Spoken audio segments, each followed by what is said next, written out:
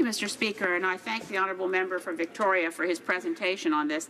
It is clear to me that Bill C-59 is spotty in addressing some issues that were found in C-51 extremely well. And I'd say, for instance, the section Part 3, as I recall, C-51, which I referred to at the time as the thought chill provisions, with the bizarre notion of terrorism in general on the internet being an offense that could land someone in jail when you can't understand what it is. But this bill fails quite seriously, and I think Professor Craig Forsyth has made this point. On the information section, we need to know that any legislation in Canada will not allow information about Canadian citizens to be shared with foreign governments in a way that imperils their safety.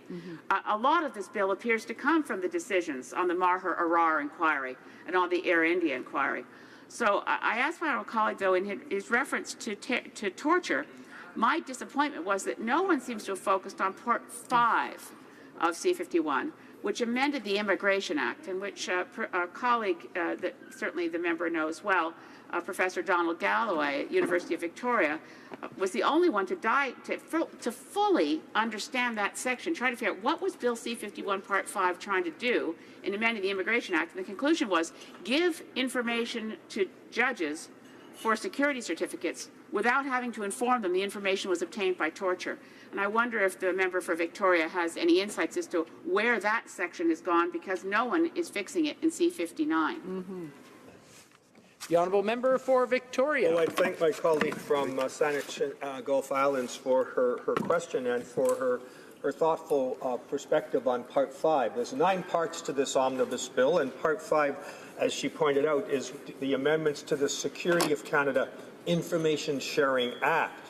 And it's funny, this morning, Mr. Speaker, the minister was proud to speak about Craig Forsyth and Kent Roach as validators for this great initiative, but when they did their report card, it was indeed, as the member suggests, this part which caused them the most concern.